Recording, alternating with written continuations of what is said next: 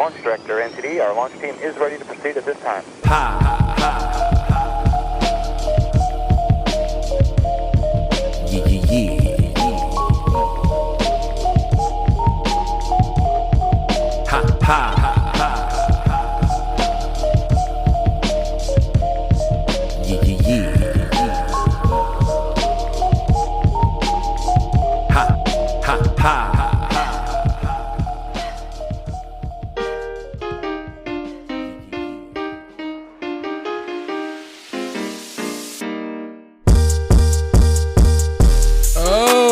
Guess who's returning with some Christmas trap music? Yeah, I know you didn't expect this.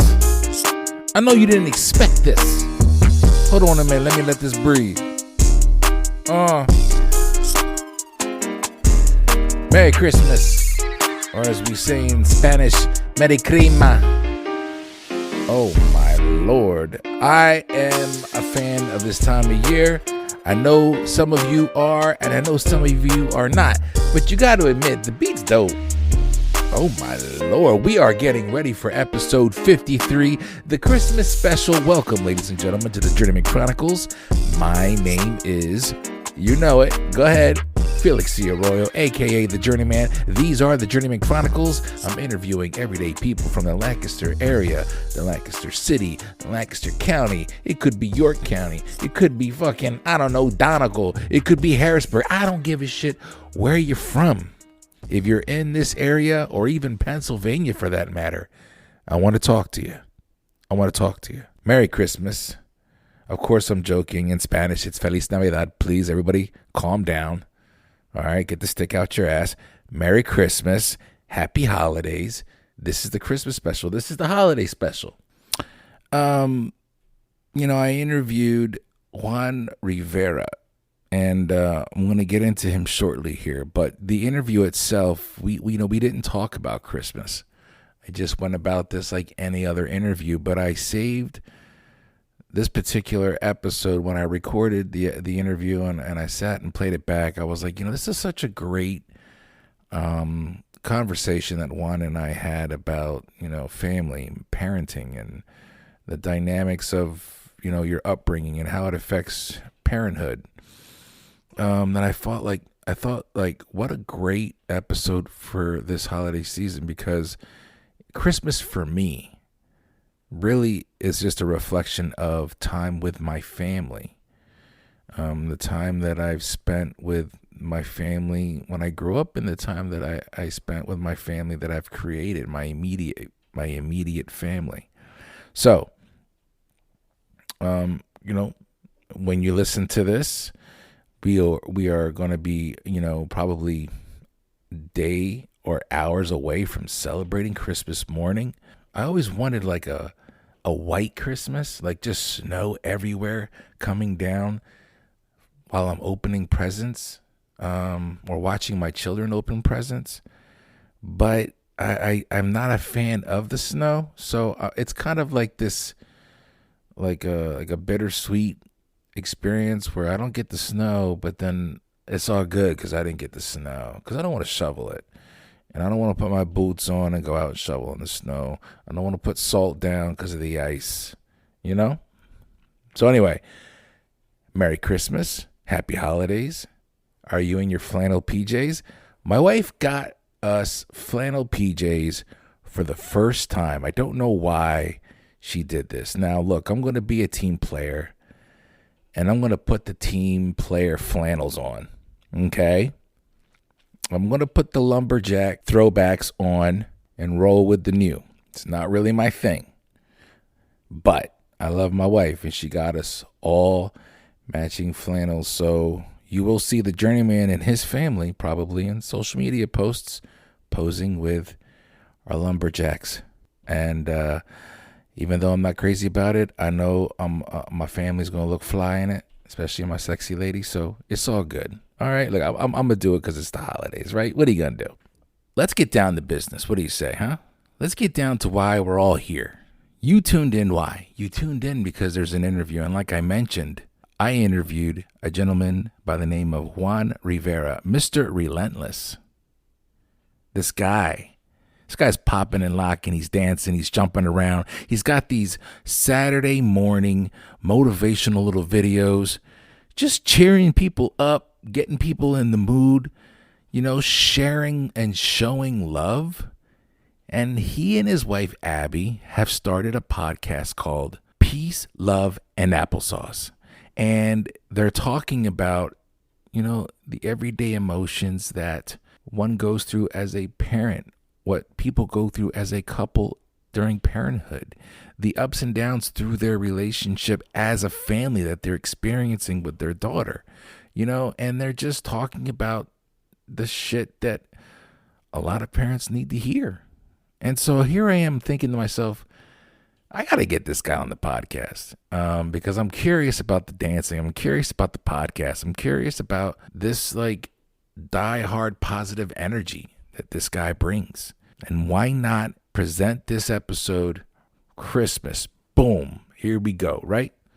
So listen, I hope you got your hot chocolate. I ain't going front. If you got some coquito right now Christmas morning, I ain't mad at you. I might have it too. But I'm saying I'll have my bustelo first. Okay? Okay. God bless you. I love you guys. Let's get ready to rock and roll. Episode 53. This is Juan's Journey. And these are the Journeyman Chronicles. Let's go.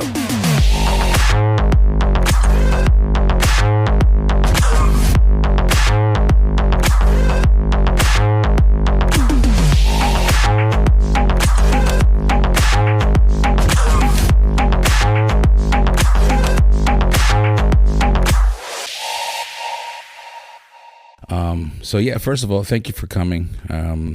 This is the first time we're meeting, so yeah, I kind of have this with the podcast, like a 50-50 experience where I'm interviewing people I know, and then I'm also reaching out to people I do not know. Gotcha. So this is one of those things, but I have been following the podcast, and I actually got hip to you. I think it was something on Instagram. I don't know if it was a story or a post. I saw maybe a reel. Maybe that's what it was. I saw you're dancing, you're popping and locking, and I was just like, whoa. So obviously, I want to kind of dive into that first. And there's a lot of things I want to get into with what you're up to. This is a kind of a shoot your shit type of conversation. It's pretty much just getting to know people in Lancaster. Cool. I like it. And learning about your journey. And are you from Lancaster? Is that where you're born and raised? Yeah. Born and raised. I was actually listening to, I didn't finish it, but the most recent episode of yours I listened to was with Todd Smith. Okay. And you were saying you grew up around like 4th Street and all that. 1st Street almost my whole life. Okay. Yeah, wow.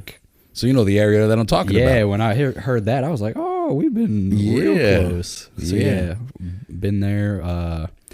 Went to McCaskey High School, graduated there 2015. So yeah. So been here for the time being. Yeah, the area very well. I grew up riding my bike through Coral and playing in Crystal Park. When Captain Gus was open, I'd go in there and rig the arcade, so I got free credits. I don't know how. Someone showed me how to do that, but anyway, so that's cool, man. And I don't ever really meet people that are from that area. Which is really odd because I grew up and all my friends obviously were like right there. Right. And I feel like now, like my kids grow up and I'm blessed for where I'm living right now. But it's like they don't have that experience of like, man, did I do something wrong? Like I gave my kids what I never had, but I feel like I took something away.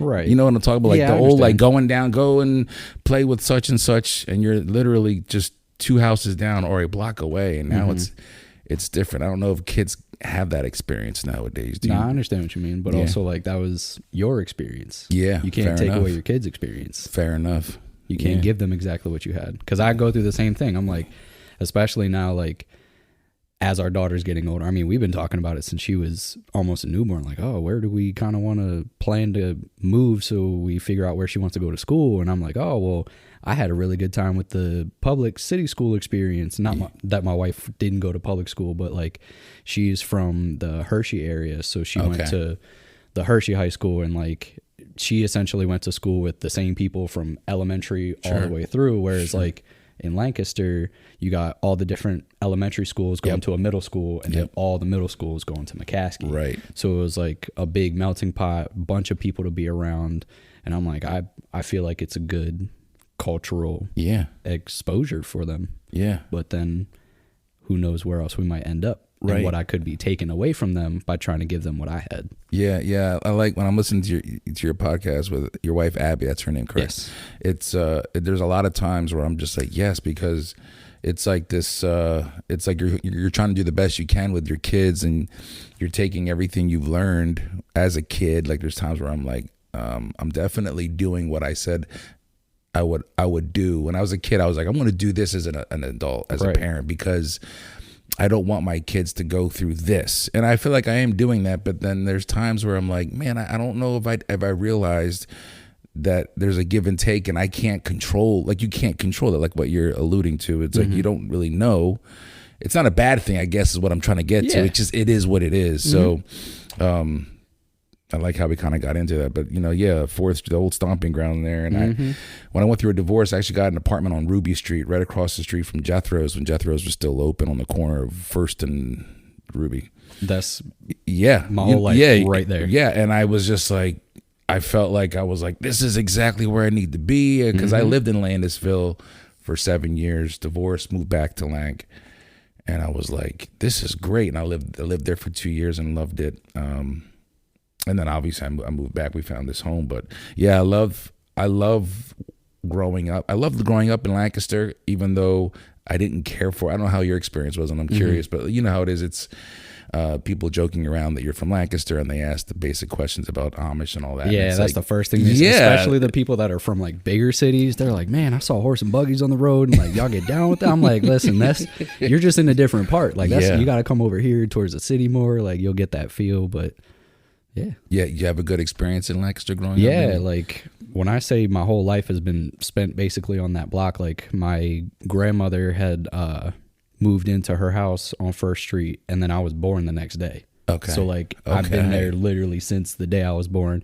Now I went to school up in Kutztown for a little bit. So like I got out and like lived with my wife and her family for a little bit up in Hershey, but I still ended up back on First Street, but now I'm in my own house, and like seeing it now with how big it's growing and how much more of like a city it's becoming, I've seen it grow a lot from when I was a kid. And like even for my wife, she's noticed in the time that we've been together like how much it's grown and how different it's been. And I'm like, listen, I can't even tell you what was there before, or like there used to be like all the the Belmont shops, like how that was just grass and just open area. And I'm like, this was never here, and now you can't drive past it because everybody's trying to go to Chick-fil-A and like blocking up that intersection.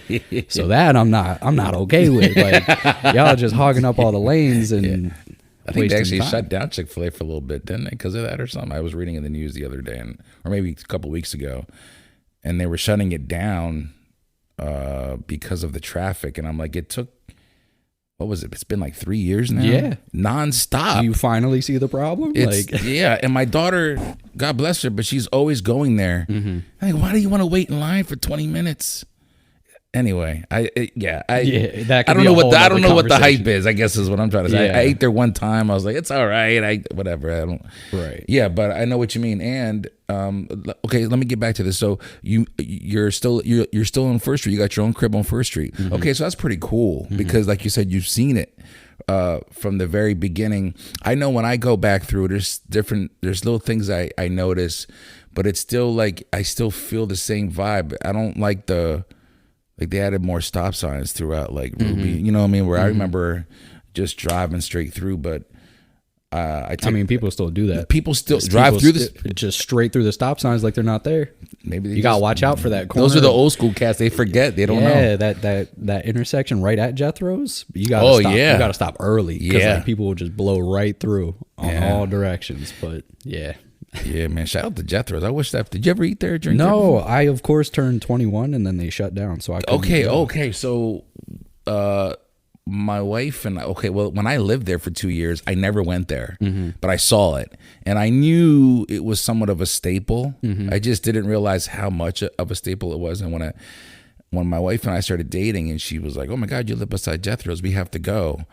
And I went in there, and it's like a little. There used to be a speakeasy in the back that they still would let people like go in and look at. But it's like it was like a small little nook, very dim lit, great food. The drinks were great, but it was so tight. But you wouldn't know that you're that tight. You're just relaxed. And we went maybe like 3 times, and of course the pandemic hit. So I mean, I was always curious. Like, I wonder if anybody else ever like went there often. I wasn't much of a person that went out a lot. Are you like an introvert, outrovert? Like, I'm an introvert to the umpteenth degree, and my wife is the opposite. So that's our dynamic.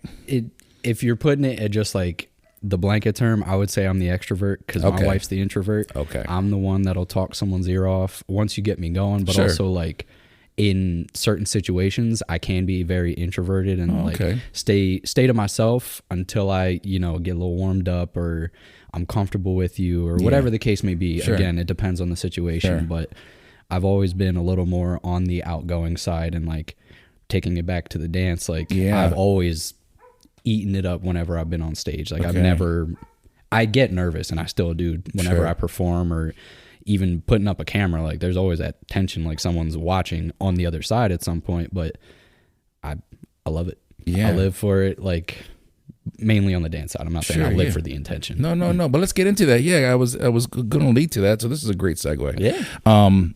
So dancing, hip hop music, was that something that you were listening to often growing up in Lank, or was it all kinds of music? I mean, I'm noticing like you've got a street style that's like it resonates throughout generations. I feel like what you're doing now, people were enjoying that years ago, but kids today are also enjoying it. Is it something that you're constantly reinventing? Are you a student of it to that degree? Or oh, absolutely. So like I grew up on MTV, all the music videos, and like that's actually how I started dance, because I think it was some show on MTV, and I saw somebody do like a body wave, and I was like, I want to learn how to do that. That looks cool.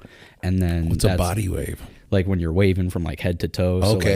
Kind of moving back and forth like that.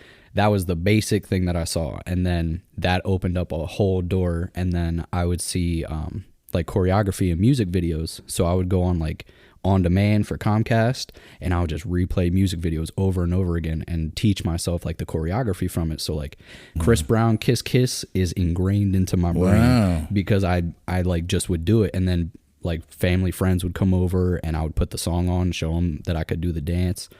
But then I had met some other local dancers in the Lancaster area.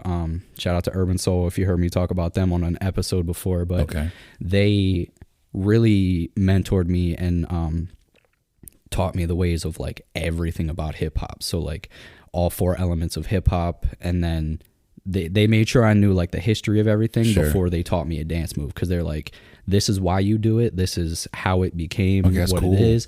So then I would consider myself a student of just life. Like how do I word this? I would like to be a master, but then to me, like a master of something feels like you've kind of like capped off, everything you can about it, but there's always something new to learn. Someone always has a different approach. Someone always has a different perspective on how to do something. So I'm always searching for knowledge. And like when it comes to hip hop, I've done my own research outside of what I was taught. And like even today, I pay homage to all of the things that came before me, while, like you said, kind of reinventing it to make it fit with what's going today, and also see how I can take it forward rather than keep it where it's at. So you got hip to, so repeat their names again. I'm sorry, you mentioned somebody's name, or Urban Soul. So that's like urban Soul. Urban Excuse Soul. Me. Okay, so crew. They actually recognized the importance of the culture enough to be like, we're going to make sure you understand this before, which is pretty dope that you had that, because there's a lot of people that don't have that exposure. They just get into the dance and they don't really honor, the late 70s, early 80s influence of black and brown people, like breakdancing battling on the streets dancing. Yep. So when you said you started doing your own research, what kind of like what was it about it that was intriguing you to do the research? Just everything. I was like, what else is there to learn? What don't I know? And like, I think it was a couple years ago, I was probably still back in college. Netflix had, I think it was Hip Hop Evolution or something. Yes. Yep. So I watched through all that, and then I'm like, oh, this is where even the term of hip hop came from Lovebug Starsky. And I'm like, who is that? What did he do? What did he contribute? Who were the holy trinity of hip hop? That's Grandmaster Flash, Afrika Bambaataa, and DJ Kool Herc. Like, those are the pioneers of our sound. And like, got to make sure that I know where this came from. And also, my dad is from New York, so that's the birthplace of hip hop. Yeah, absolutely. And then my uncle, he was like, yeah, I did graffiti on some trains, and like I used to be breakdancing and the tracksuits and everything on the cardboard. So I'm like, all right, like this is for me. Like I love everything about it, from not only the dance side, but like again culturally, because it's significant to Black, Hispanic people, because we were the ones who created it absolutely in that time. So of course I wasn't there 70s, 80s, 90s. So being able to understand like what they went through and how they were able to take violence out of it and make it something positive that changed the world. Because hip hop is now the #1 genre in the world. Yeah. And I mean, once it got overseas with dancing, it took on a whole life of its own over there. So like even within hip hop, there's still other, I would say from my perspective, there's other subcultures of it depending on where you go. Oh yeah, absolutely. Even when you're doing your dancing, I mean, like what, when you say that there's sub-genres, I think of dancing, and I know, like I talked to Loyola Asprey, I don't know if you know Loyola Asprey. She teaches Southside dancing in downtown Lancaster, but I do not know she's her. Also like she's from Puerto Rico, and she had this huge story. And one of the things that she was talking to me about dancing is like the different styles of dance that contribute to just this dance. Mm-hmm. And so it was like learning the history of the different types of dances. Mm-hmm. Are you doing that as well, or is it like a freestyle? Whatever I feel, I just do it. I know you said you were watching videos, so obviously you were mirroring and learning from that. But did you dive into like the different types of dance? I dove into it all, from taking stuff from other styles as well. So like you have your big umbrella term of like hip hop dancing that covers a lot, but then there's popping, then there's breaking, then there's like even within popping, you have waving, you have tutting, you have isolation. So like there are people who just devote themselves to specific portions of it, but it's all still under hip hop. But then I also take it from other cultures. So like I say it as a joke, and I mainly say it to my wife, but I swear in a past life I was Jamaican or something, because like I love, not granted, I'm Puerto Rican, but like I love the island vibes and like Afro dances and all that. I incorporate that into my hip hop, so that also if an Afro beat comes on, or any, like, I think it's a lot of South African inspired dance moves that I'm like visually interested in, I'm like, that's a different way to move. Or how can I make that hip hop? How can I not only transform it, but also make sure I'm doing it in a respectful way, obviously, so I'm not disrespecting the other culture by like treating their dance as in just like some prop for me, you know what I mean? So like I not only dive into the history of hip hop, but like I take other styles. I've taken your technical styles. I've done a little bit of jazz, a little bit of ballet. So like everything can just kind of combine together. So if people ask like, what kind of dance do you do, or what, I usually just say I'm a dancer. Or because if I try to go into hip hop, everyone's like, "Oh, spin on your head. Can you do a backflip?" I'm like, that's the flashy stuff. But like I've put a lot of time and like effort into my craft, and like the knowledge that I have in it is very valuable. And I always made sure that I was very knowledgeable in what I did, because I was also a dance teacher for a couple years. Okay. So when I taught dance, I wanted to make sure that the kids knew where everything was coming from, and that they got the proper instruction, rather than just being like, here's a move, go have fun with it. Because then that again turns into the thing, like you said, of people not understanding where it comes from. And then you get into the argument of like culture vultures and all that. And like, I don't want to contribute to that because of the respect I have for it. Well, I was going to go back to that because like I'm grateful, and I'm just meeting you now, but I'm grateful that you had that exposure because I'm like, I grew up listening to hip hop, and I'm 43 years old, so I grew up like mid 90s, like when the golden era of it really became what a lot of us now refer to as old school, which is, that depresses me now. But anyway, that's a different podcast for a different time. But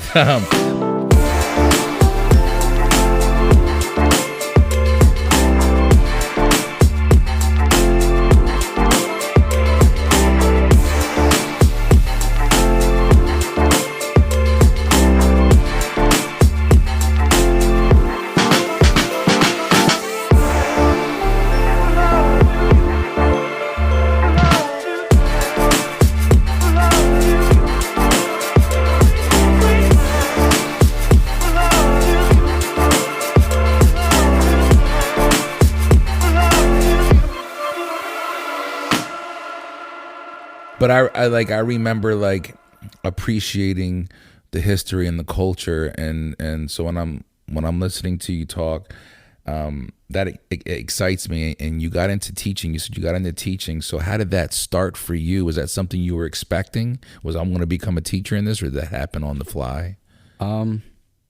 It eventually got to I'm going to be a teacher. Oh, okay. So when I first started dancing, my number one thing was all basically for vanity. I was like, I'm gonna be famous for dancing. Gotcha. And like that's when dance videos on YouTube started like becoming more prevalent, and like dubstep, EDM, like people were dancing to that, and that was it's still not, even though it's not hip hop, you can still take your like form of animation, which is under the umbrella term of popping, and make that into it, because it's still kind of like one of the subsets. Sure, yeah. It gets real complicated. Yeah, I like it though, yeah. But my number one thing was like, I'm going to be famous, and I thought I was going to be able to do it on YouTube overnight, just like I saw on YouTube myself. I was like, I can do that. Yeah. Found out I couldn't. So I actually went to sorry, I'm not laughing at you. No, I know what that's like, where you're right. like, yep, that screeching halt, like, whoa, it's not that easy. So when I joined a dance studio, I was 16. So I started, when I first discovered like that I wanted to dance, I was probably about 9. And I didn't join a dance studio until I was 16. So for those 5 years, I was strictly like freestyle, off the top of my head, doing whatever like I felt in the moment and what the song would make me do.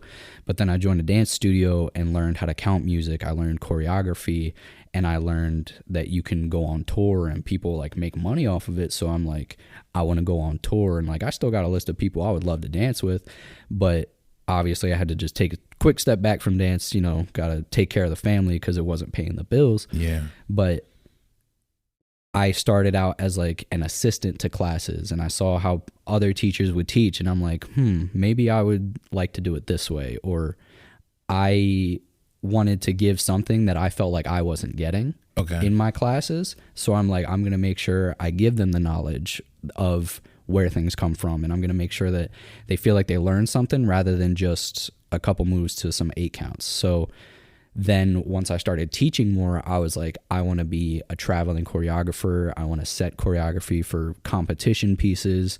I want to win these awards, X, Y, and Z. So like I had some pretty lofty goals with teaching. And I mean, I still technically do, just very like spread apart. Sure. So yeah, teaching is very fun for me because I get to run the class the way I want to and the way I feel like can be productive, not only from the teacher standpoint, but from the student standpoint. And I've taught from as young as 3 up to someone in their 50s. Oh, really? Yeah. So I've taught all ages, and everyone else has something to offer because, like I said, with all the different perspectives, like somebody will ask me a question about my own dance that I didn't think about.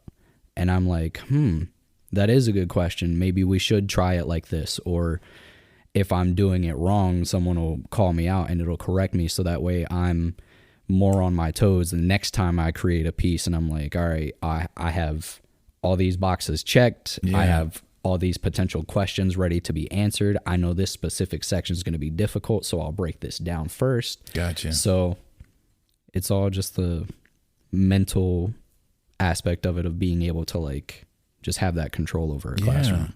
As a teacher, you're able to. I think it's pretty cool that you were told that you were doing it wrong. As an example, and what I'm taking from that is you were able to take that and be like, yeah, you're right, man. I didn't realize that. So are you that type of person when it comes to something that you're passionate about? Because the reason why I bring that up is because I can be like that to a degree, and then when I'm doing what I know I love and I'm good at, and somebody else tries to bring up something, I'm always like, well, I mean, I know what the fuck I've been doing. You know what I mean? Right. Like, not people aren't. They can't easily take advice when it comes to something like that. Do you find yourself on the opposite scale of that, where you can? Or I used to not handle criticism well, because of a lot of what I had dance-wise was self-taught. So once I got to a dance studio, it humbled me, because it was like, okay, you can freestyle, but what else can you do? It's not that cool anymore. Like, or we've seen that before. Like, you may be freestyling, but you know, it's still a set of moves that I already know. I just kind of change it up depending on the song. So as I refined my skills, I was able to understand and take that, like, it's not a personal attack about me. Like, if there's a set instruction that I have to follow, even as a teacher, and I made it myself, like, I'll call myself out, like, nope, did that wrong, reset, let's do it again. And like, if I'm stumbling over my words or teaching too fast, like, I will rather someone tell me than just let me blow through it thinking that like, oh, I got this, don't worry, you don't got to tell me. Like, I would much rather be corrected or adjusted, so that way I can give a better experience, whether it's this time or the next. Gotcha. It's all, I love any sort of like notes or criticism towards anything I do realistically. Like, even if I know something, there's always another way to do it. Like, my way is not always the best way. But that's a pretty cool way to look at it. A lot of people can't get there. And I know you said at first that was difficult, but you know, the slice of humble pie coming into the dance academy, and when you mentioned that, okay, you can freestyle, but what else can you do? I know that the common answer to a question like this is, you know, I'm just about people expressing themselves, but does it ever come to a point where you're like, where you see that, especially in today's like videos, and there's a lot of videos that I see that come in through my reels of people dancing, and it's like, okay, I can see this person's freestyling and only freestyling. Is there a thought process that you're like, there needs to be a level up on that, don't just stay stagnant there? Or do you look at it like, oh, that's what they're doing, then that's cool, that's dance?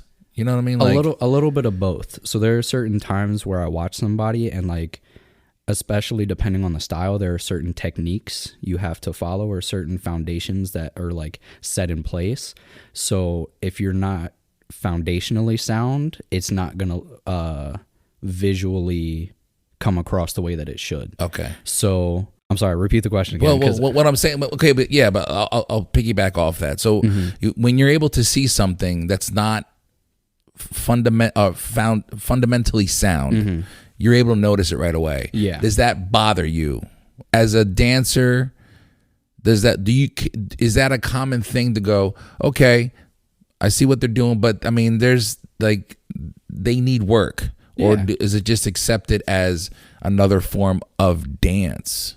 You know what I mean? Like, I feel like for me, I'm there's times where I'm looking at things that I know I'm good at, or that I'm aware of, like the history of and the experience, and I go, okay, I see what you're doing, that's cool, but we're gonna have to start working on other things to build you. Is that absolutely okay? So there's the standpoint of like, I'm a dancer, this is my art, this is just self-expression, right? But of course, in any other art medium, there are techniques, there are certain parameters that are within whatever medium you're using or whatever style you're trying to come across as. So going along with the technique aspect, like, I can see it, and usually it's like, oh, you're good, just work on the basics first. Because like, I have some friends that I dance with now that like, they're good dancers, but if their foundation was better it would then take it up to the next level with what they're trying to do. Does that make sense? Yeah, absolutely. So like they're able to express themselves freely, but you can see where certain mistakes are happening. So it's like, hey, you got it. Right. But let's fine tune it a little bit. But then there are people who can't take criticism. They're like, what do you mean I'm doing it right? I've been doing it like this for years. Right. I can't change it. Right. And they're like, this is just me. This is how I do it.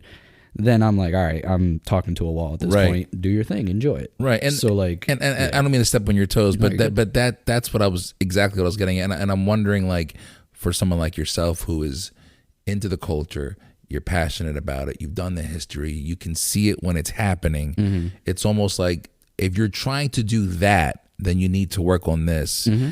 And I'm sure it could be a little frustrating when someone's like, I know what I'm doing, or this is how I like to do it. Mm-hmm. It's like, okay, yeah, but now you're kind of butchering you're butchering it. Yeah. If you're blatantly like butchering it or in a way coming off as like disrespectful, it does not necessarily offend me, but I'm like, yeah, but it could be offensive, I feel like. Yeah. It just leaves a bad taste in my mouth because I'm absolutely. like, this deserves respect. And like, you also got to make sure you're doing it the right way because it's your body. Like, your body is this is the only one you get. So you got to make sure you take care of it. And if you don't do certain things the right way, you could hurt yourself. So there's always that aspect of it as well. How long are you still teaching, or how long have you taught? It's only been a year since I stopped teaching, but I was a teacher for about 6 or 7 years. Oh, and wow, really? Maybe 8. I could be wrong, but I actually taught Todd's son, his boy. Oh, Lincoln. really? Yeah, he was one of my breakdancing students. That's so cool. So like, I know that's why I was like, oh yeah, I see you really do like a lot of local people, and I was like, oh, okay. Well, I graduated with Todd. Yeah, awesome. Yeah, and running it back to that, I also came onto your podcast because of Sir Dominique Jordan, because I went to school with him, and then I listened to that whole podcast you had with him, and I was like, oh man, this is great. Like, oh, thank you. Yeah, of course.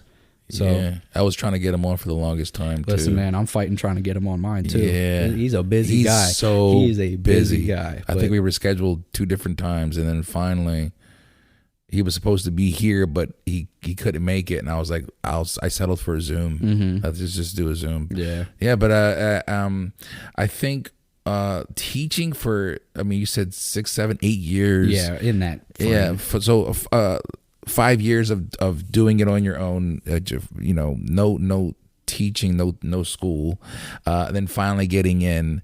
And then how long were you dancing before you decided to teach? Like, how long were you a student there before you decided? I'm trying to get a timeline. A timeline. Yeah. So how old are you? Forgive me. 25. Okay, so going you're on young. 26. So you've been doing this since you were what, 13, 12, 10? Younger? 8. I think you mentioned 9 was when I first saw that body wave video. So that's where I'm like, that's the moment that I marked it. So technically since I was 9 years old, because then I got to middle school and I started performing at all the talent shows and all that. And then high school, we did our assemblies. I would perform there. And then 16, I joined the dance studio. And I would say it took about 2 or 3 years of me being a teacher's assistant for multiple classes. So I would assist a lot first, and I would travel as an assistant. So like all up and down the East Coast doing jobs, performances, competitions. I would be an assistant, but I also aspired to like be one of the not only best dancers, but also like a leader figure. And I was like, if I'm going to step into the classroom teacher role, like I got to be able to have these type of qualities. Yeah. So then I became a full-time teacher when I was 22. So I'd say I was like fully teaching about 6, 7, 8 years, because I had my breakdancing class, and that was like, since it was part of my freestyle round, like I gotcha. I was able to teach that because I taught it with my mentors at the same time. So rather than being an assistant, that was kind of like a transition to be like, all right, I'm an assistant for hip hop, I'm an assistant for street jazz, but I am a co-teacher of breakdancing. Gotcha. And then after that, once we needed some more teachers, I would say, hey, can I teach intermediate? Can I teach advanced? Can or they would be like, hey, we need a teacher for beginner hip hop today. Can you fill in? So like being able to take opportunities like that and run with them is what led me into teaching. And then 22, like I said, I was offered a full-time job at the same dance studio I started at.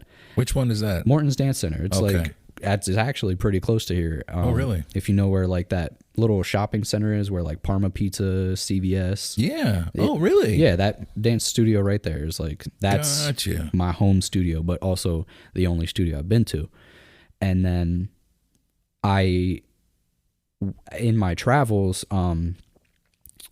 I made a lot of connections networking, so sure. I got other dance studio gigs in West Virginia where I was driving down there every week, teaching classes every Thursday and Friday, and expanding myself there. And then I would do like a workshop in Maryland or something, or I've driven as far down as Miami to do a performance video. And yeah, so you were all in when it comes to that. I wanted dance to be it for me. So when I got the position of a full-time dancer at 22, that was right after my daughter was born. So I told my wife, like, by the time I'm 23, I want to be a full-time dancer so I can be home and help you out, and like I want to be there for our daughter. I want to see her grow up. Absolutely. I don't want to spend my whole day working. Like, if I can be at home in the day and while she sleeps at night, I'm out teaching. Cool. So then I made it happen a year earlier than I wanted to.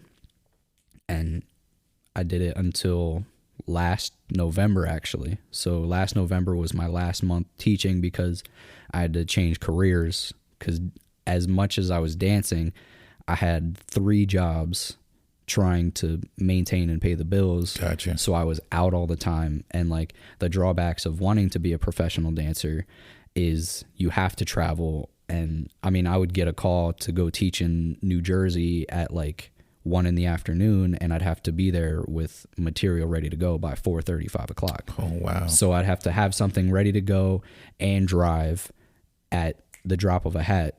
And I may have had a class like at Morton's Dance Center that night, and someone's going to cover for me. So like, it was a lot of give and take, as much fun as it was. And as like, I got to do a lot of cool stuff, and I got to meet a lot of cool people. And there's like video footage of me doing a lot of cool things that I feel are cool to me because of like what dance has led me to. But also it came at a hefty price because I was never home. Actually, my daughter was 2 months old and I flew out to LA, and like my wife was home alone with our 2-month-old daughter. She was super stressed out, but she was like, go ahead, do it. Yeah. Like, this is part of your dream. And I did it for the sake of like, all right, this is what's going to pay our bills. This is how it's taking care of us. I need to go do this. I need to leave. And then it just became a lot harder. And I was like, I don't think I can do this, at least right now. Right. It becomes a juggling act. Yeah. When you're trying to pursue your passion and you feel guilty for pursuing your passion. Mm-hmm. Life happens.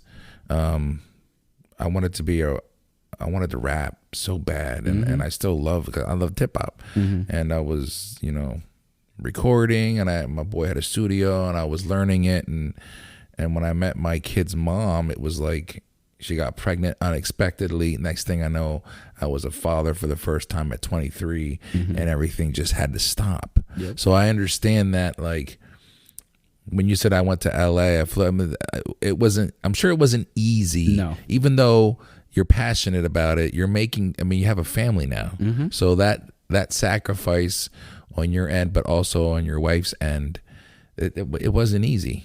Not at all. No, it never is. And the reason why I bring that up is because it's like a lot of people see the glamour or like the end result, the end product. And when I'm listening to you talk about what you had to do, there was a lot of give and take, and you were pretty much on call. Mm-hmm. And it was like, if this is what you want, and you already paid dues to get as far as you did, so that was hard. Yeah. To let it go, I'm assuming. No? Yeah, and there would be days like when I would have to travel to my West Virginia job, and I would pack a lunch or dinner for me to go down with, and it was 2 slices of bread, a piece of cheese, and some Advil. That's all. I was eating bread and cheese sandwiches just to get by and pursue. That was the cost of me living my dream. Like, I had to sacrifice because I was like, I got to go get this money from this job first before I can have a decent meal. Like, or sometimes I would drive and I'm like surviving off of beef sticks and candy just to stay awake on the way home because it's so late at night, and like I'm driving by myself. So, you know, as much of a fun thing it got lonely at times too, and that's something like I wasn't prepared for. Like no one could really tell me like, hey, you want to be a dancer, you're going to be out on the road a lot, you're going to be sometimes driving by yourself if you're a teacher, or it's going to be long hours, your body's going to hurt, and like even when you can't feel like you can't dance, like you still have to. So like there wasn't many sick days I got, because if I didn't go in and teach, I didn't get paid. Okay. I didn't think about that. So so there's a lot that goes into this. The lifestyle of a dancer isn't, it's not easy, and anything that's worth it never is. You always hear that, of course. But it makes a lot of sense. When I'm listening to your podcast with your wife Abby, Love, Peace, and Applesauce. Peace, love, and applesauce. Forgive me, Peace, Love, and Applesauce. I'm bringing this up because you introduced the family dynamic that you experienced, and how you had to make the sacrifice to switch things up. You both mentioned in the episodes that I've listened to, there's different stories I've heard of that experience and what you both have learned. What prompted you both to start the podcast? So I don't know in my reels if you've also seen, like outside of my dance, but I would do Saturday morning like motivational videos. Yeah. So that all started as a joke. I don't know how you do it swearing on your podcast. I've been cussing. Go for it. Okay, I was going to say, because this all started with me. I was driving to dance one morning, and I just felt like in a particularly chipper mood, and I was recording myself. Like I had it up on the dash thing. I was just wiggling along, and I said, "Good morning, you beautiful son of a bitch. It's going to be a great day." And I got a lot of positive feedback from it. Yeah. So then I started making that a thing, and then that became an every Saturday thing for at least a year straight, even up until now. Now, granted, I take some liberties and skip a couple Saturdays, but that has its own reasoning. So in the midst of me giving my motivational messages, people are like, I look forward to this, or somebody get this man on a podcast and like bring him in, interview him, whatever. And I was like, someone offered to me, why don't you start your own? And I'm like, oh, that doesn't sound like a bad idea. And then what was it? It was only March of last year. So we haven't even been doing the podcast for a full year. Okay. Wow. I didn't realize that. We're still only a couple months in, like 6 months in realistically. Yeah. Or however many it is since March 8. It's November 8. 8. 6, 8, whatever. Something like that. So I transitioned. Once I reached the 1 year mark of me doing Saturday videos, I was like, all right, how do I upgrade from here? Because I don't want to just do this for a year again, because then it gets old. Sure. And in our day and age with social media, things change almost on a daily basis, and you got to keep up with it. So I'm like, how am I going to change? Maybe this podcast thing is the next big deal, because trying to cram a motivational video with a little bit of dancing, a little bit of positivity, it gets hard to fit in 1 minute. Yeah. So I'm like, I'm a talker. I need more time. Yeah. And then my wife and I were like, all right, what do we want to make this podcast about? And it's actually evolving, like, as we speak. Like, we recently had a conversation on Monday, because I was like, listen, we need to sit down and have a Monday meeting every Monday. Yeah, I remember we brought that up. So you stick to that. Yeah. Like, I like that. Yeah, it's cool. Weekly.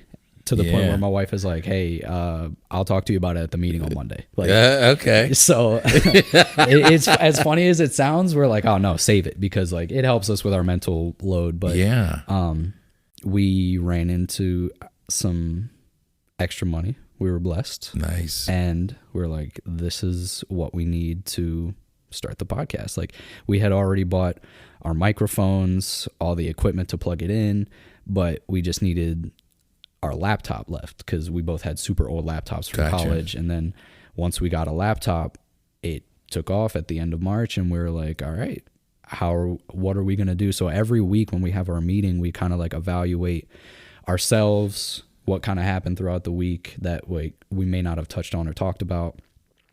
But then we're also like, how are we going to attack this week's episode? Or what would you like to talk about? Or how can we talk about this topic? So it's more of like transitioning from just a positive message to let's bring up some valid points from problems that we've had, like just regular conversations. Yeah. And see if it can give someone else a different perspective or give someone else some other questions to think about and see what happens. Yeah. And like even today, I know I was asking you for some help figuring out the Spotify rap stuff. Like I figured it out right before I came here. So I got to see all that. We just didn't claim our podcast on Spotify. That was the only thing. There you go. I missed it. Once we got it, boom, everything came up. So lost my whole train of thought on that. You said you were getting your situations together with the podcast. You came into some money. You guys have your Monday meetings. Your question was, how did we get to the podcast? So yes, transition from the videos to the podcast, and my mind's going a mile a minute, man. I'm sorry. It's all good. It happens to me too because I really can't remember where we were either. If that makes you feel any better. No, it's all like good. I'm into the conversation. That's what I'm saying. I'm like, what am I going? Where am I going? It happens. Here?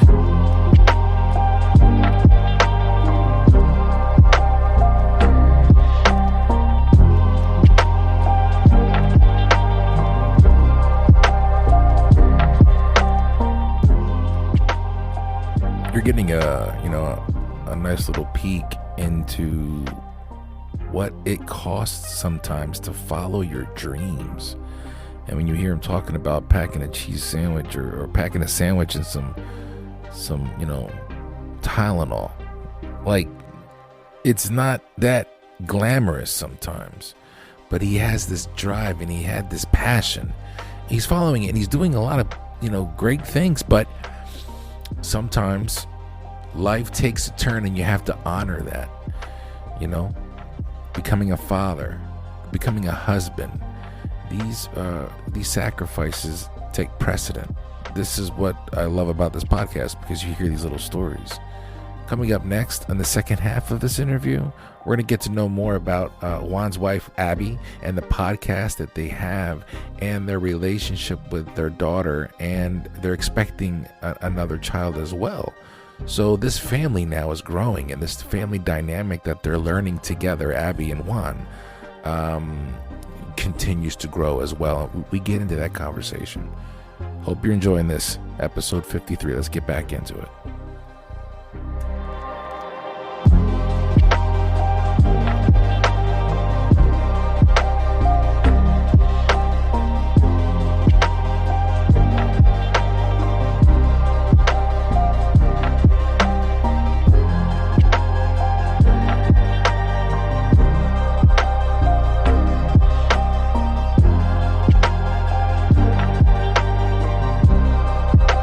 One of the things that I appreciate when people are breaking down shit like this, it's like there needs to be like a plan. Mm-hmm. So obviously, like when you talked about, you got the laptops, you have your Monday meeting.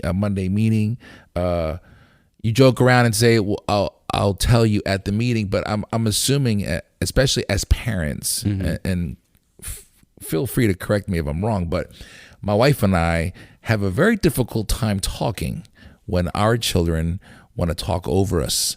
And so it gets to the point where it's like you're dealing with the everyday, and I'll email you. It's a joke that my wife and I say. Right. I'll email you because we just don't have the time to really talk. So the fact that you and Abby give yourselves, we're going to talk on Monday. Mm-hmm. It's for the podcast, but I'm sure it also is, it benefits your marriage as well. It gives Absolutely. You both time to talk. Yeah, like that is actually like a key thing. So like whatever stresses we have, or like we're very aware of our emotions and like why we feel them or what caused it, or we're like, hey, this happened. Like, of course, we're in the holiday season, so we're preparing ourselves to be around family members, or we just recently had a baby shower. So we're like, we sit down at the meeting and we're like, all right, what do we need for the baby shower? What's left? What do we have to tackle here? So like we actually get some things accomplished, but also we just have regular open conversations like this. And that's what the point of the podcast was. There you go. We came back to it. Yeah. So it was all just a point of like, we would have these open. Now, the Monday meetings didn't start until realistically about like a month or two ago. Okay. So when we first started the podcast, we would just sit down every day, kind of brainstorm some notes, and like they were somewhat scripted at first because, you know, we were trying to figure it out, wanted to make sure we hit certain points, and we were recording almost every single day.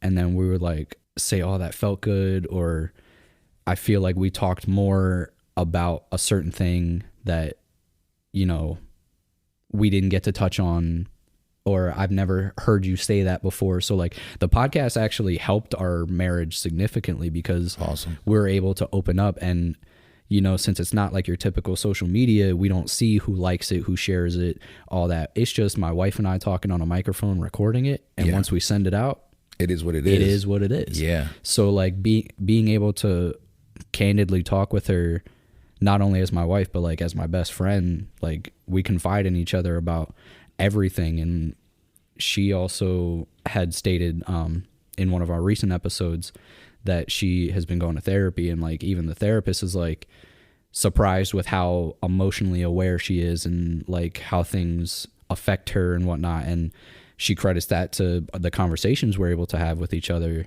not only at our Monday meetings, but we would just have those on a regular night. So like my wife and I can get lost just sitting on our couch until 11:30 at night, just that's so cool though, dude. I know, I love having it. that with your wife, like that, losing yourself in a conversation with your wife like that. Some people don't have that. Yeah. So the fact that you say that, like I know exactly what, and we even bring that up, like we laugh like hard at something stupid that made us laugh, and we'll laugh for like 10 minutes, and it's like, wow, we're genuinely enjoying each other's time. Yeah, you're just here. It's just us. Like, yeah, it's a beautiful thing, and I'm very grateful for it. Like, and she was actually the one who pushed the podcast more. Really? Yeah, she's like, go for it, do it. I'll do it with you. I kind of want to do it. Okay, so that's cool, because when you brought up your Saturday morning thing, and then it transitioned into the podcast, I was assuming that you were the one that was pushing but it was your wife. Yeah, she was the one who was like, you need to do this. Cool. But we're gonna do it together because X, Y, and Z. I don't remember her exact reason. Yeah, but still it doesn't matter. I mean, here we are now, and like I don't think I could have done it by myself. Like I don't think I would have been able to successfully do it, because of course I have a one-track mind and like my way of thinking, and the perspective she brings in, like we both mesh very well together, and like we work very well together. So we of course wear multiple hats, but that also is what makes it better, because she's not only my wife, but she's my best friend. She's I could call her a coworker on this podcast. She's the co-host, whatever word you want to use. So like we're multiple things for each other, and that's what helps. Yeah. Like, I don't know how else to explain it. If you know, you know. Yeah, like it's one of those things. Yeah, you kind of you're learning more about her, or you're both learning more about each other through the podcast, and so it's like you said, mentioned, it's therapeutic, and it helps the marriage, but it brought you closer. And the reason why I wanted to highlight that is because it really is rare, as awesome as it is, and I love sharing that. It doesn't happen often, so when you see it, it's like I love sharing and highlighting that, especially in social media. There's a lot of highlighting of negative things of relationships, but and no relationship is perfect. Right. But what is perfect, in my opinion, is you both are willing to consistently meet each other. You know what I mean? Like, yeah. My wife says it all the time, and I agree. Like, marriage is a choice. Absolutely. Like, you choose. Yeah. And so it's like that. I fight and I choose every single day. Is this the podcast? Is that her wheelhouse somewhat as well? I feel like that was something that was somewhat in your wheelhouse. Is that when you said she pushed it? I mean, was she always wanting to do something like that? Was that something she grew up wanting to do? No. Entertainment, that whole wheelhouse? Ironically, that's how we met. So we were both dancers on the same team, same studio. Got you. I don't want to necessarily say love at first sight, because she'll think it's all corny and say it was all me. But you felt it at first sight, yeah. I'm gonna keep my lips shut. I plead the fifth. She'll hear this later and press me. But we danced together for the first couple years, and we were very good friends first. Like, and I actually friend zoned her before I gave her. So I was the one. That you friend zoned her. I friend zoned her. Why was that? Why'd you do that for? I was dumb. Okay. Looking back at it now, I just made some dumb choices. You were just trying to be like slick with it? Or no, what? I went after someone else for another. Gotcha. Okay. I was with so someone you were else dumb. for I got you. 1 month. 1 month. And I was having all these relationship problems, and Abby, like, I talked it out with her as my friend. And I remember her just freaking out on me one day. And the only sentence I remember from the paragraph she sent me was like, "You need to find your needle in the haystack." And I'm like, if that's not a sign, I don't know what is. Wow. Boom. And then the rest is history. But other than her dancing for a couple years, like I said, she's very introverted. So she actually had a difficult time being able to be like, I don't know how open I want to be on the podcast, or how open we can be. Sure. And like, if you would listen to the first couple episodes of our podcast, like, we both censor ourselves a lot. So like, there was no swearing, but also we don't name drop. We didn't even name drop our daughter, because we felt like we had to have this certain level of privacy. Sure. And yeah. we also were like, we don't want, of course, cancel culture is a big thing. So we're like, oh, we got to be careful what we say, because we don't want it to come up like 20 years later. Like, that was the type of stuff that was running through our mind as we got into it. But now that she's been able to finish like her schooling and whatnot, she's been looking for something as like more of an outlet, since she doesn't dance anymore.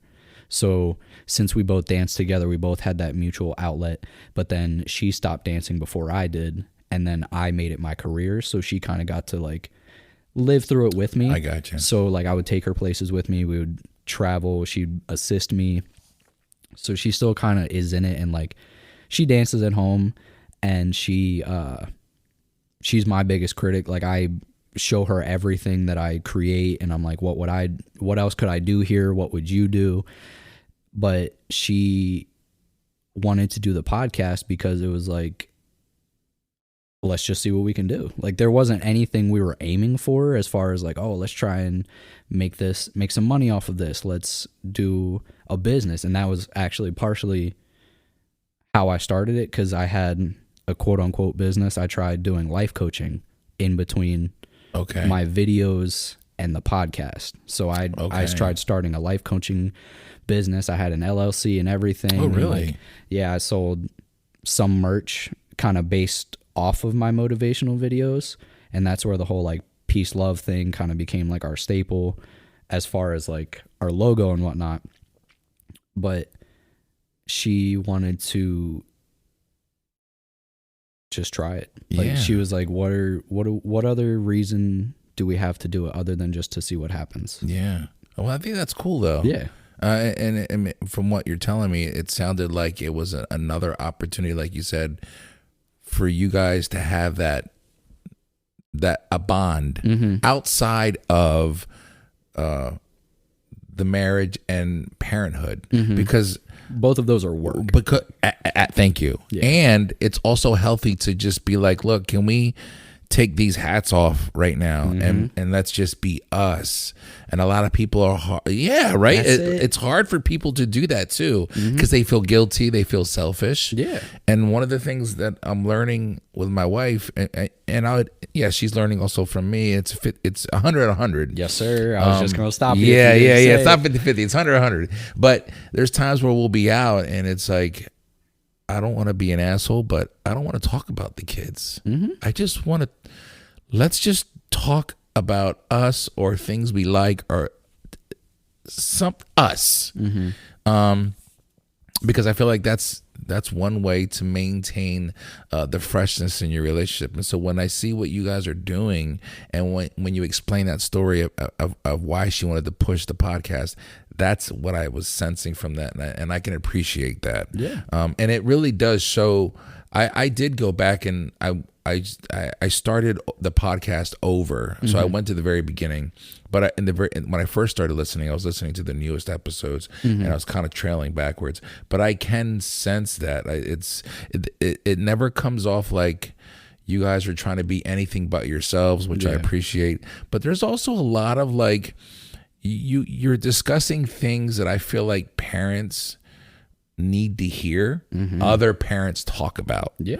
Like you discussed your daughters having to deal with the temper tantrums and the emotional outbursts. I'm a father of 3 girls. I understand. I was gonna say I got one. So I brother, feel you, brother. 3 times over, man. I know exactly what you're going through. And I tell you, it's always different, but it's still the same. And I'm learning there's an emotional trigger, there's a reason, and you have to like humble yourself as a parent. But hearing you and Abby talk about that, like as parents, like bouncing shit off each other, is that something that you were prepared to do when you started the podcast, or is that one of those things that evolved? Because you said you censored yourself and you were, you protected your daughter's name in the very beginning. It wasn't necessarily something that we like set in stone, like, yes, we're going to talk about this, but we kind of just took the problems we were most recently going through, and like if we didn't work through it off of the podcast, whenever we would talk, we just kind of work through it, figure out these breakthroughs, and like rather than just it, I don't know if you've ever heard the saying or seen a post, whether it's like typed up or whatever, they say it's not me versus you, it's us versus the problem. So we try and live by that. So it's not like once we kind of start going at each other, it's like, all right, what's the real issue here? Like what do we need to get down to, and like how do we figure that out? So I'd say we've been at least solidly doing that for a year. I want to say on the low end, but to be able to do that, we're like, maybe some people need help getting through the surface level bullshit of like thinking it's him versus her or whatever the case may be. And especially when it comes to parenting, it definitely has to be both of us versus the problem. Sure. And we both have different standpoints because of course we grow up different ways, and we're like, oh, like we said earlier, we want our children to experience X, Y, and Z kind of how we did, but we're like, nah, that doesn't work anymore. And then, of course, we're like, but why? Or why do you feel this way about it? Can you explain? Because we don't just let each other feel our emotions and we sit in them, but we're like, all right, now why? Can you explain why you feel that way? Yeah. Do you understand yourself why you feel that way? Because in doing that, we not only learn about each other, but we learn about ourselves. Because having my wife sit across from me and ask me like, deep, important questions off of the podcast, I'm like, I never thought about it like that. Like it questions my own, I don't want to say integrity, but like it makes me question if I really am like justified in what I feel, or if I understand why I feel that way. I got you. So when it came to the parenting stuff, we're young parents, and we're not alone. Like everyone feels like their situation's unique, but we're all going through something similar, just in different ways. So I have one of my best friends who's also a young parent of 2, but both of them are under 2 for him. Okay. So wow. like that's a big struggle for them. That's something I don't understand, but we both understand what it's like to have young kids, sure, being young kids ourselves. So we're like, we just want to offer up something else that someone else may not have heard or needs to hear, like you said. Yeah, but the fact that you guys are doing that now with 1 child and 1 on the way, that's like kudos to you and Abby, because I'm in my mid-40s and I'm learning it now. It's okay.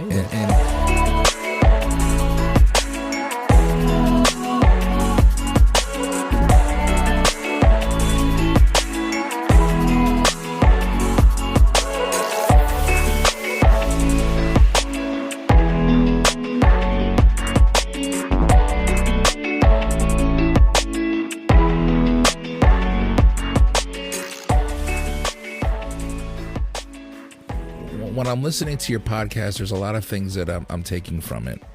One of the things that I appreciated, and I'm paraphrasing because I'm trying to think on the fly right now. No, you're good.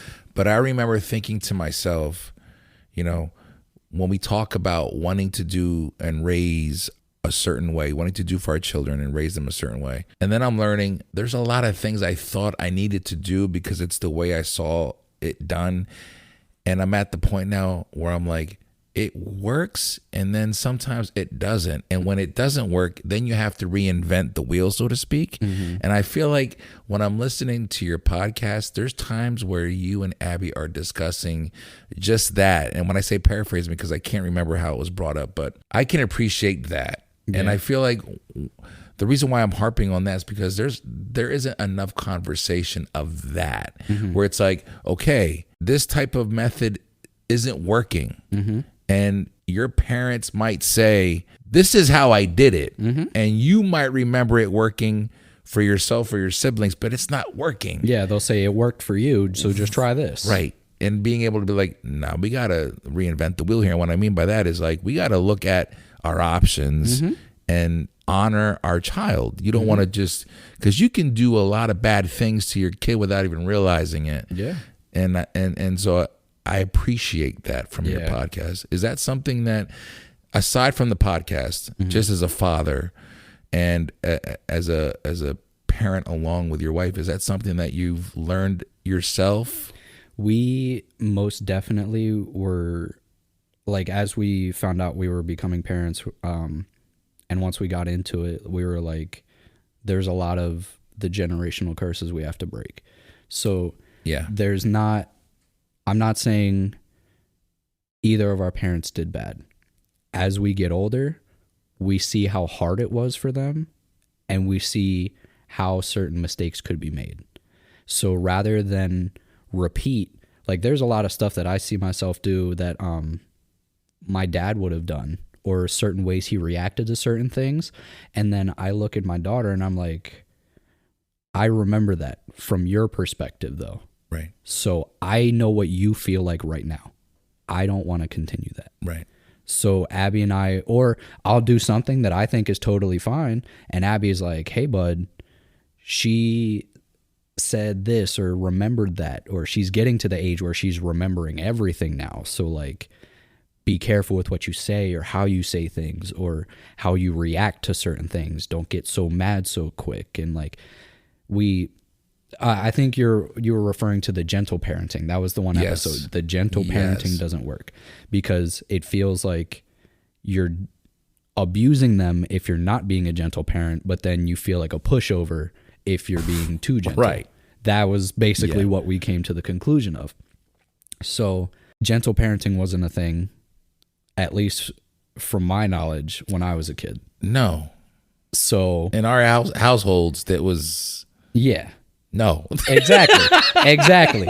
So we're like, all right, how do we take it so we're not complete pushovers? And like, you know, we see people make fun of gentle parenting on social media, and we're like, wait, do I really sound like that? Is that how I do it? Like, no, that's not the way it is. This is how we do it. So it's like, all right, if we're going to practice what we preach, let's kind of explain a little bit more. And that's, again, another way we took it into the podcast of like telling people like, hey, gentle parenting might be trending right now, but it might not work for you. Here's how it doesn't work for us. And then that's when we explained it in that episode. Right. And thank you for reminding me, because that's exactly the episode that I was listening to. And I remember thinking to myself, there's times where my wife and I are trying to talk to our 4-year-old, and I'll listen to my wife talk to her in the gentle parent mode. And I'll look at her, and she probably does the same thing to me, where I'm like, yo, are you really going to talk to her like that? That's the shit we see other people. But we're also trying to understand, like, the way that we grew up is different. Yes. It's different. And sometimes it works and sometimes it doesn't. And so when I say reinvent the wheel, that's where I'm kind of like, I can't fly off the handle like my mom or my dad would. And there are times with all of my children that I've done that. So I appreciate that, because a lot of parents don't have that, somebody else saying that shit. Like, it's like the elephant in the room, but nobody wants to address that. Mm-hmm. Like, it doesn't work all the time. Yeah. And there are a lot of people that will judge you based on how you raise your child. So I think there's a lot of people that are dealing with the stigma of, I don't want to address my child the way I want to because I'm afraid it's going to be looked at a certain way. Right. And that can go both ways. That can go the old school way or the gentle parenting way. Yeah. Because there's times where I'm like trying to gentle parent my child, and I know my friends are like, yo, are you really? We didn't grow up that way. Yeah. There's just different dynamics that take place. But when you find what works for you and your family, as long as you're consistent, then you lock in, then it's all good. And I feel like if you're taking a little bit of everything and applying it, but you can't just hang your hat on one way of raising your child. And of course, it's all trial and error, because like the child is their own personality, but they're part of your personality. Like, they are learning directly from what they see you do. And, you know, they say the road to hell is always paved with good intentions. Like, I like that. Yeah, like you can do a lot of damage trying to do a lot of good. And like, wow. Yeah. That really, the road to hell is paved with good intentions. Mm-hmm. So you're trying to do the good thing, but you're literally making things worse. Is that? Yeah. That's essentially what I picked up from that saying. So like, yeah, cool. We may have been spanked when we were growing up, but what did that teach us? Right. Like when I look at my daughter, I'm like, hitting you right now is not going to teach you anything. You can't understand the nuances of what you just did by throwing my phone across the room because I said no. Yeah. But like, if I hit you for that, you're just going to be scared of me. Yeah. I don't want you to be scared of me over something dumb. Like, you don't understand that this is a phone that costs X, Y, and Z, or I need this for work, but I'll be like, hey bud, we don't throw. Like, why would you do that?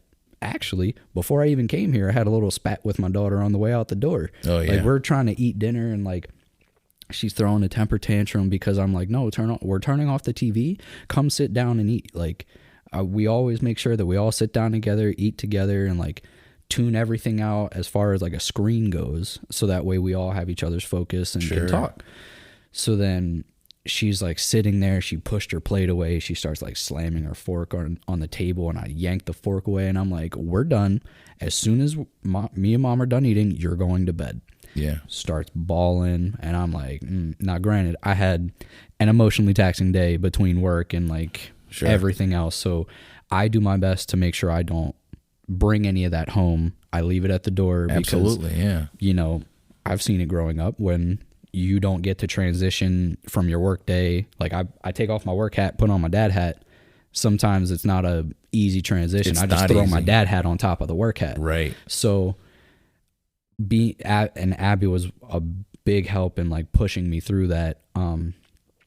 Because she's like, hey, like, we all kind of feel like we're walking on eggshells sometimes. And I'm like, I don't like that. Like, that doesn't make me feel good. That's a horrible feeling. Because I'm sitting there thinking I'm doing absolutely nothing, or trying to be silent or not give off a certain body language so I don't make you guys feel a certain way. But also, I have all this stuff that happened to me today because like I work in maintenance, so like sometimes I'll be elbow deep in someone else's toilet, and I'm like, yeah, this was a rough day, like I'm covered in some stuff, and you just like punched me for no reason. So like, of course I gotta figure out how to discern that and not take it out on you, because that's not your fault. Sure. Like, you don't deserve that from me as your dad.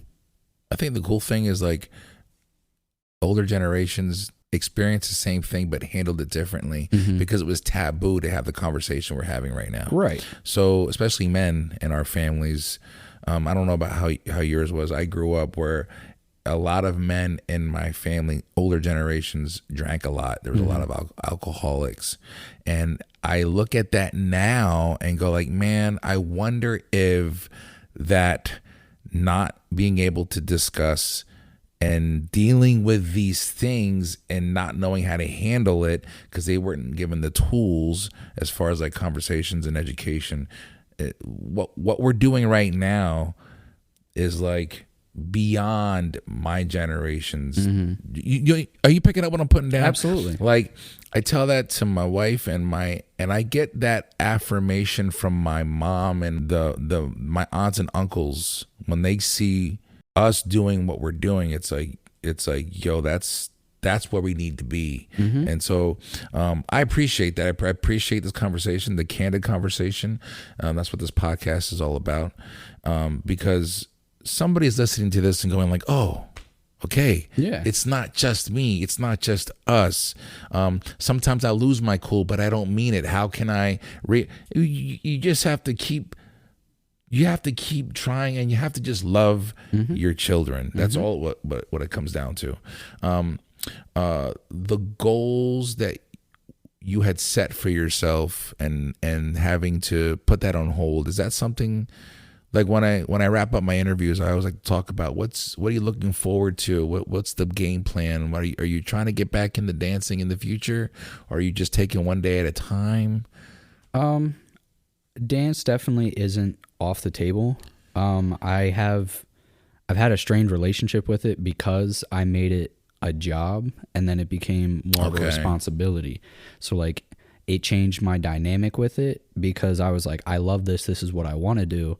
But when I got it, I was like, this is a lot harder than I thought it was. And it became like I started to resent dance a little bit. I didn't want to go teach, or I'm like, oh, I got to drive 4 hours today. Like, I don't want to because I'm only getting paid this much. Or so like I'm trying to not necessarily refine a love for dance, but I'm trying to repurpose it. Okay, fair enough. Because like it's still there and I still practice, but why? Like if I am putting it on hold for now, why am I still doing it? Why do I still love it? What do I want to do with it? Is this just my art form that I want to create and express with? Is this the way that I connect with people? It's very easy. Like being a dancer, like anywhere I go, I can be the life of a party and, you know, bring up people's mood. I can get people to dance with me, but I also enjoy just dancing for myself now. Like as much as I love teaching, there was a lot of my stuff that I created that people couldn't do because I would make it just too difficult sometimes. Gotcha. And sometimes it'd be on purpose because it would be a test to myself. And I'm like, oh, they'll have fun with this. They'll love this, but they can't get past the first 8 count because it's that hard. Yeah. And I'm like, well, if I'm not teaching anybody, I can just do it for me. And so like, I'm trying to find a balance of, do I keep teaching? And if so, will it be for a career again? Or do I keep just freestyling, enter a couple battles here and there, or just kind of dance with my friends just to have fun? Yeah. And I mean, granted, it's all for fun at the end of the day. And I do still love it because my daughter sees me dance and she'll hear me play music and she'll be like, oh, Dad, let's dance. And I'm like, that's it. Cool. Let's see. Like, I don't want to force her to be a dancer. I'm not going to be like, oh, you're my little protege. You have to do this. Gotcha. Like, if she wants to, cool. If not, cool. Same with my son who's on the way. If he wants to dance, cool. If not, cool. This is for me. And if you guys can join along with me, then maybe that's another love that I can find through it because I do it with you guys. Yeah. And then wherever you take it, because of course I want to make you better than I was with the tools that I got, take it farther, and maybe I'm supposed to love it that way. I don't look at it for validation anymore because I think that's why I did it to begin with. Gotcha. Like, yeah, being on stage, being like, watch me, look at me. Yeah, that fame you mentioned earlier. Like how I wanted to be famous.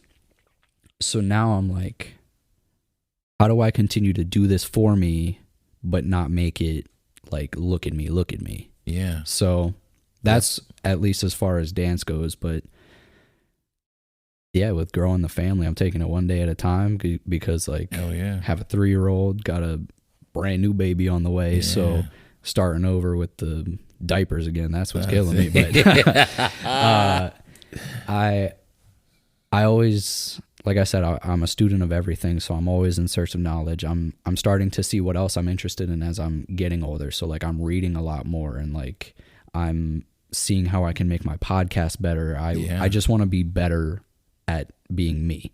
Gotcha. Whatever that means. I don't know what it means, but that's the fun part about it, because I get to keep trying new things, discovering things, and learning about myself on the way. So as long as I can make it to the best me, wherever that's at, I'm just going to take it one step at a time. Yeah. Do you think the time that you had that perspective, do you think the time that you took away from dancing helped you see that perspective? Yeah, absolutely. Because when I first left dance to switch careers, I didn't dance for about 2 months straight. Like, I wouldn't even listen to music. Oh, wow. Like, and I listen to music just because I like dissecting sound and hearing how it's layered and all that. Like, but for a point in time, I was like, nah, I gotta see what I want to do with this. Like, I'm taking a little hiatus from this.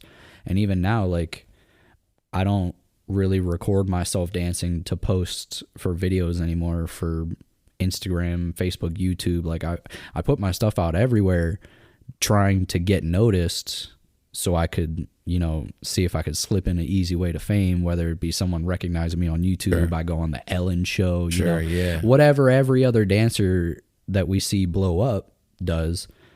But yeah, man, I just want to do it for the artistic side of it now. Yeah. And like truly explore what it means to treat dance as an art form rather than just dance. Gotcha. I don't know how to explain that much deeper. No, I think Juan, when I'm listening to you talk, especially when you discussed earlier for that brief moment that you were the life coach pursuit, I really feel like there's something there with the podcast, with the dancing, the way you're looking at life, the way you evaluate things, that I feel like I see something there. And I just like, I wish you a lot of luck, and I don't really think you need it. I think it's there. I think it's just a matter of time, man. I literally just met you when you got here, but I genuinely appreciated this conversation. I genuinely appreciate the podcast you have with your wife, Abby, and the way that you approach life and the way you approach conversations. It's important that you know that. And so like, I'm grateful, and I genuinely see something happening there, man. I can't hang my hat on what it is exactly. I just know I see it. And if I see it and I'm just meeting you, then the people that know you and the family that loves you, I believe that they see it as well, brother. So that means a lot, man. Thank you. I really appreciate that. Man, I appreciate this conversation, and the podcast is about that. It's meeting new people, but it's like, can we bridge the gap between each other so that we can get to know each other a little bit more, and then we start realizing like there's a lot more in common than we have. So absolutely, I appreciate it. Thank you very much. Thank you. I know it's getting late, and we'll get you back to your family, brother. It's all good. All right, I'd love to be back if you want to bring me back. Hey, I might just have you back. I would actually like to have your wife on as well. By all means. So we'll keep in touch, man. Yeah, absolutely. And we'll bring you over to the Peace Love side. I would love that. Sounds good, man. All right, Thank you so much. Hey, Merry Christmas to all of you. Mr. Juan Rivera, thank you so much for stopping by, sharing your journey, sharing your story. The Peace, Love, and Applesauce podcast that Juan has with his wife, Abby, I suggest you look it up and listen to it, especially if you got some youngins. And it's hard. Sometimes it's hard. You want to pull your hair out. The topics that they discuss is a breath of fresh air for those of us that are dealing with that, because they're dealing with it too. Follow Juan, because he's popping and locking. He's got moves. Check him out. I'm going to put his information in the description of this episode if you want to get a hold of him. I don't know, to talk about dancing, talk about whatever. That's the dude. Mr. Relentless, Mr. Inspirational. Thank you, sir. It was a pleasure and an honor. Once again, Merry Christmas, Happy Holidays. I am taking a break. This podcast will return at the end of January. So until then, please do yourself a favor, love yourself, and remember to maintain focus and stay continuous through all 4 seasons. My name is Felix C. Arroyo, and these are the Journeyman Chronicles. Y'all be safe. Merry Clima.